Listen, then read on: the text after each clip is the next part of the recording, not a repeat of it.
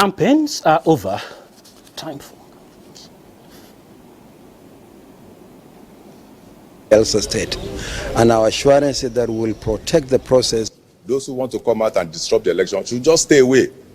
And I appeal to the electorates to come out en masse and to come and cast their votes during this election. We want everybody who wins an election should be happy that he won, and he won very well without any intimidation. Campaigns are over. Time for INEC, security agencies and electorates to dialogue on the best 3 out of the 52 candidates vying for the 3 top seats in Bayelsa, Imo and Kogi states. Based on the Electoral Act 2022, let me don't talk much to avoid campaigning at this moment. During the program, we will visit all the 3 states and some analysis also from Mie Okedi.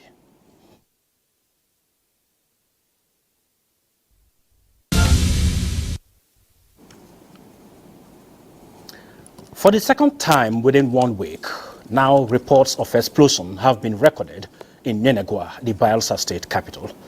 With just barely less than a day to the polls, Samuel Numunengi, who has been following up with the trend of events leading to a successful polling, filing this report.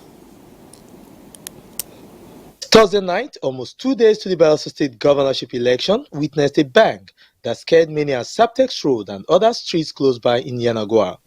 Residents who scampered for safety later realized that it was in the residence of a commissioner in the local government service commission. While in the meeting in the government house, my security man called me about 11 o'clock that they have thrown bomb inside my house. I was worried. I was shaking. Because for me, I don't have any problem with anybody.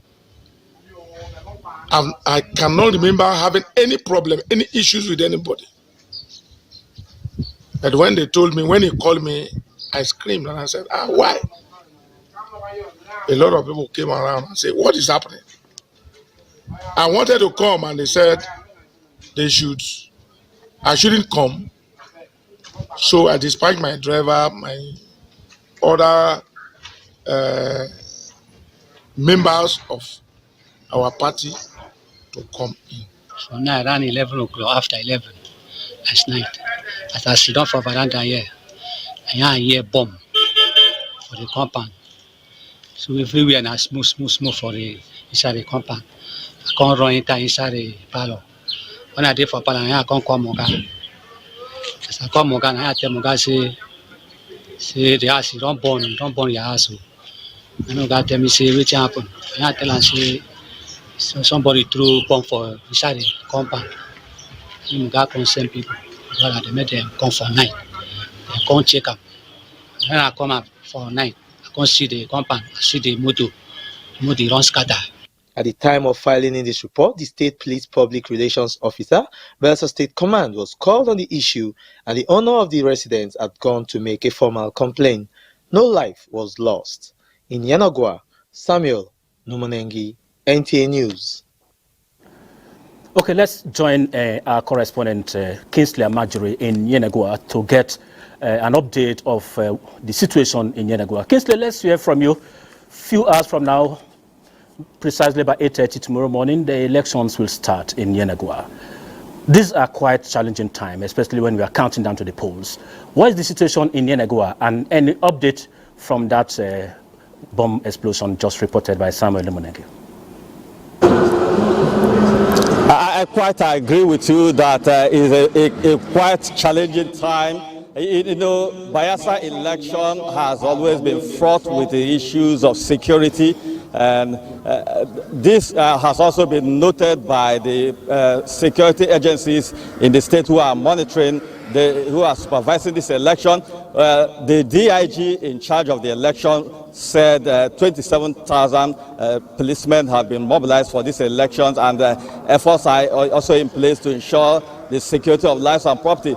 We will not rule out the issue of security concerns. You recall that when the peace accord was signed, the key contenders to this election also raised the issue of violence, and what happened last night is a reflection of that. But in any case, the upcoming Bayelsa election will have well over 1,017,000 Bayelsans to decide the fate of who becomes the next governor of Bayelsa State. Either the governor will be returned or another new occupant will come. And this decision will be taken by about 560,000 males and 490,000 females, which is the spread for this election.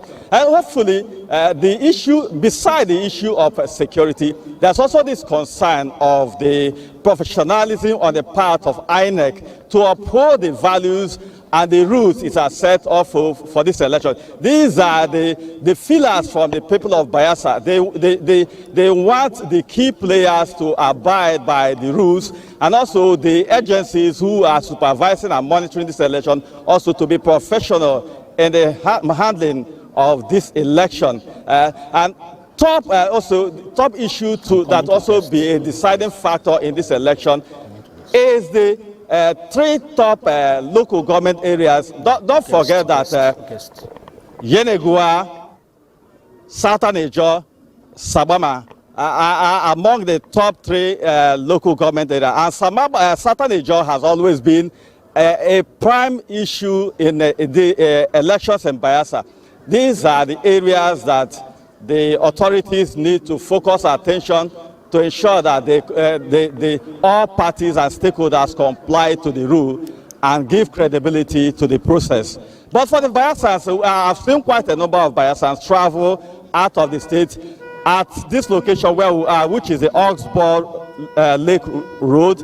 I've been witnessing people board boats to their communities. And when you look back, you see that the road is virtually traffic-free, because many Bayelsans have actually gone to their various communities in order to participate in this election. Thank you very much, Kingsley, and we wish you the best as you go to the field tomorrow, because it's quite a very sensitive moment in the state. We have in the studio someone to give us some perspectives to this analysis. He is Ambassador Musa Mohammed Sokin, the president of the Nigerian Young Diplomats Forum. Welcome to Political Update. Thank you for having me. You have just listened to the update from Yenegua, bomb explosion just a few hours ago, and in the next hours we'll be counting down also to the election. As a diplomat as well as a politician, what is your take on the developments you are seeing at this moment?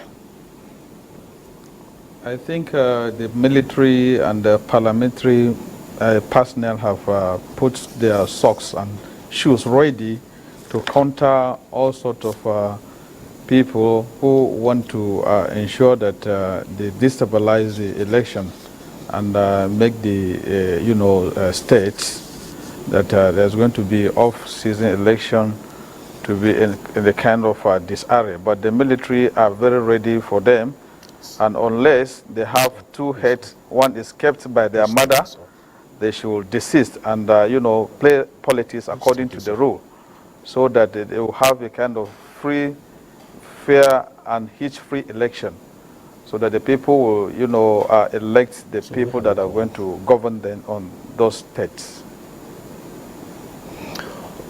Okay, but this issue of insecurity is quite a sensitive one, and you have been in the profession for quite a while. What advice will you give to INEC at this moment? Apart from the issue of insecurity, the issue of early distribution of election materials is also critical. Are you expressing some fears in that respect? Well, I think the INEC are well prepared, and by now all materials are on ground to ensure that the election goes on in the time that is stipulated to hold the election. And that also is a signal that people are going to do the needful where necessary to elect their leader as appropriate. Okay, we will still go to some other states like Kogi and that of Owerri, but let's take this report because the Initiative for Leadership and Economic Watch in Nigeria and the allied civil society organizations is urging citizens of Imo to go about their lawful businesses and come out in their numbers to vote on Saturday. This call followed what they described as series of ugly political events and lawlessness in that state as a result of the poorly staged managed NLC protest. Civil society organization, we cannot sit down while unscrupulous elements in the name of comradeship found the ambers of hate and perdition. We use this medium to call the police, DSS, and other security agencies to purge the union of questionable elements who are trying to bring the labor union into disrepute by being politically induced to cause crises during. On the other side, the Deputy Speaker of the House of Representatives, Benjamin Kalu, has encouraged youths to always prepare themselves ahead of leadership positions. He gave the advice at graduation ceremony of 59 young professionals from the leadership masterclass. For those in the 59 professionals were successfully trained by the Godwin Leadership Center in collaboration with News Engineering Limited.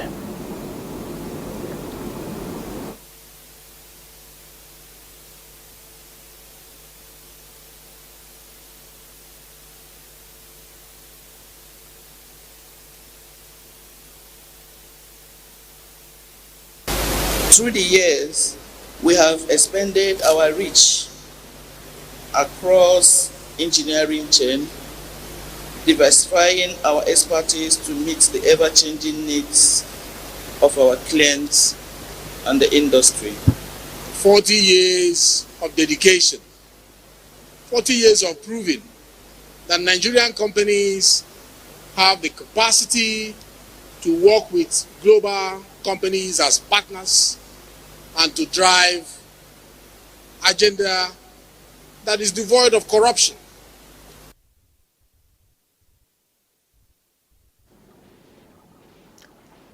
A non-governmental organization, Coalition for Justice in Nigeria, says some appeal court rulings in the National Assembly elections are left much to be desired.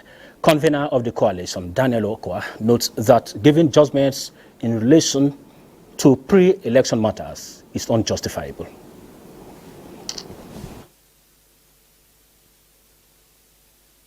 It is given that pre-election matters are decided before elections. After elections, there is no locus standi under the law for it to be used to form a judgment. Ironically, this played out during the appeal court judgment that removed from office some members of the PDP in the National Assembly. It is indeed worrisome that the judgment of the justices of the appeal court was in contradiction of the position of the Supreme Court. The Coalition for Justice in Africa is at a loss as to how and why an internal party affair should be in the interest of another party, and on which basis a judgment was passed. We'll still soon get back to Owerri for what is happening in Imo State ahead of the polls. We are trying to get the signal right. I still have the guest in the studio, the young diplomat, Ambassador Musa. Let's come a bit. The issue of court rulings, because just a few moments ago, appeal court has reserved judgment in the governorship election in this 2023 governorship election in Adamawa State, and we know Binani versus the governor, the incumbent governor, Fintri. So the courts are still busy while we are also talking about the off-cycle elections. As a chieftain of APC, what is your take on the judgment so far? Because that report Justice for Africa is saying that some of the judgments are not favorable to the other party, for instance, PDP. As a member of the APC and holding a very strong position in that party, what is your position in respect to the judgment so far delivered? As well as the advocate of good governance and diplomats, as that matter, we can not always align on the basis that if a case does not favor us, the litigation processes is not all that in line with the dictates of the law. These issues of litigation and other matters that arises in the court of appeal and other judgment that is given in respect to such, cases are better be, conducted, and all the, expressive and determination of whether such rulings are in dictates of the law or contrary to that. I think this is something that have to do with the experts on that field, who are the lawyers and the judges. The exclusive right of giving such judgment lies in the hands of the justice. So it will be unfair when the case is not on our favor, we now, disassociate ourselves, saying that the case is not credible or the judges are not credible. I think we have to do justice to the justice. Yeah. Well, thank you. While we await that of signal from Lokoja, that is Kogi State, and that of Owerri State, let's deviate a bit. The president is out of the country attending a very significant forum outside the country, Saudi Arabia. So, as a diplomat, do you see anything positive that Nigeria will get, probably at the end of that international engagement by the president? Definitely. All this, journey is targeted at bringing something good to the country. Diplomatic ties and other benefits is very, very essential when you relate very, affirmative with other countries, where some services and aid will be accorded to the country in order to, succeed, and also see the developmental projects come to success. You cannot, as a country, be an island. In that regard, there must be, such synergy between states and countries, where we'll learn and also acquire some essential services that will be rendered to the country in order to promote good governance and ensure that the country is taken to the highest level in terms of developmental projects, economic growth, and economic development, as well as other areas that has to do with the security and socio-economic, outstanding situation of the country. So our such journey is very, very essential in order to improve, the governing and other variables that is going to promote good governance in the country. And your party, your group, the young diplomats, president of the Nigerian Young Diplomats Forum, was quite busy during the pre-election period. And after the elections, we are not seeing much of your men on the field.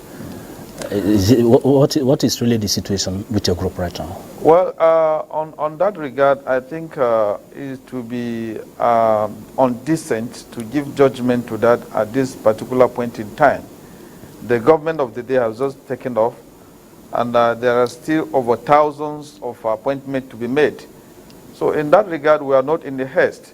Our much concern is to see that the government of the day delivers. In spite of the obnoxious and politics of economy that is associated with the other people that want to sabotage, the process of good governance.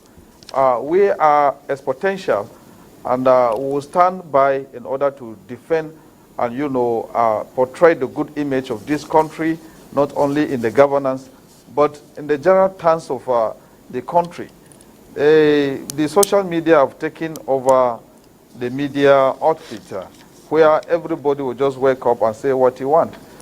But we have to be in the defensive, side in order to project the good image of the country at all times. So regarding the appointment, very soon, as the appointment is being made in stages, we are believing that those who are not yet been appointed will be appointed. Okay, let's just take this briefly and then we round off today's edition. Promises made and kept. This is where the All Progressives Congress Support Group, Boot to Boot, is winning as it donates food items to Nigerians to cushion the economic hardship. More than 100 beneficiaries from Buhari community got allocation from the palliatives, ranging from rice and other food condiments, to drive home the renewed hope agenda. The scope, which covers the 774 local government areas in Nigeria, is to assuage the plights of the less privileged, in line with the APC manifesto of Zero Hunger. To read them again so that they knew that the promise of our President, promise of the new hope, that the little what we have will be given them. Boot organization, Tinubu campaign organization, they have really working, and they are working to the interests of the party in the country. And for giving women the opportunity to benefit out of this, it means that they have Nigeria at heart. So the APC lauded the resilience of Boot to Boot, saying it has put smile on the faces of many Nigerians and urged all and sundry to continue to keep faith with the Tinubu presidency for a united and prosperous Nigeria.